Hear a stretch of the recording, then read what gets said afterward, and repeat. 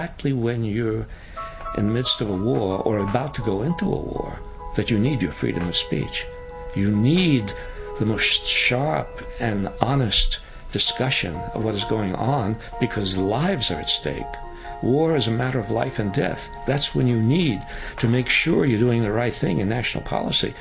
And if at that moment, because of war, your free speech is hampered, if you are put in fear of speaking out, then democracy has been severely crippled. That's what's happening today.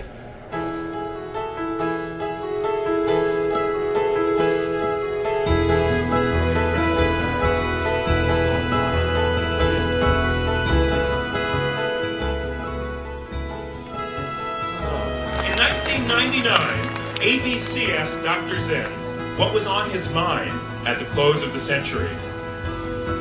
He answered in part, "What I'm thinking about is the need to have the next century not filled with war. The people of all nations in the world are getting tired, I think, of the national rhetoric driving people to war." Well, let me not speak the man's words for him. Let me give him to you. Dr. Howard Zinn.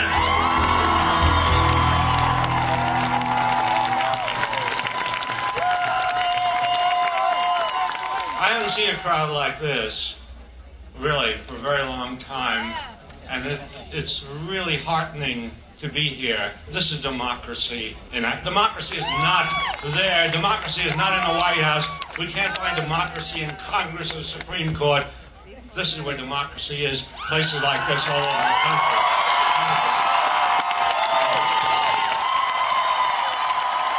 When you go to war against a tyrant, you are killing the victims of the tyrants. You know, the deaths of all these people will be explained in the way the deaths of people have always been explained, with lies and deceit. We have another accident, and it's collateral damage. That's the language of terrorism. You know, but people are going to be hurt, and then. You know, will Iraq be, after all of that, will Iraq be a democracy? The real question is, will the United States be a democracy?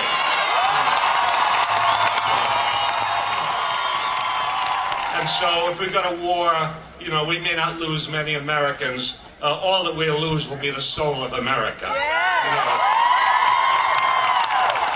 we live in a beautiful country that's been taken over by men who have faith in guns and bombs, and I think we will need to take our country back. Thank you.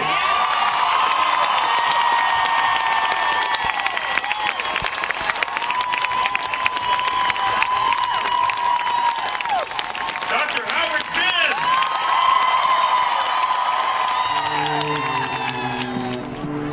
I suppose what it suggests to us is that we have a big job to do.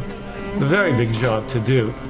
These things, the good things that have been done, the reforms that have been made, the wars that have been stopped, the women's rights that have been won, the racism that has been partly extirpated in society, all of that was not done by government edict. It was not done by the three branches of government. It was not done by that structure which we learn about in junior high school, which they say is democracy.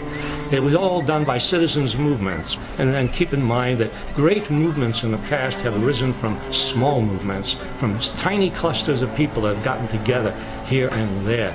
If you have a movement strong enough, it doesn't matter who's in the White House. What really matters is what are people doing, and what are people saying, and what are people demanding, you see.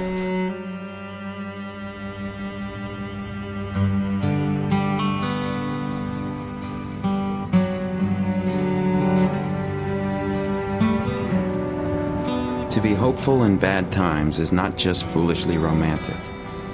It is based on the fact that human history is a history not only of cruelty, but also of compassion, sacrifice, courage, kindness. And if we do act, in however small a way, we don't have to wait for some grand utopian future.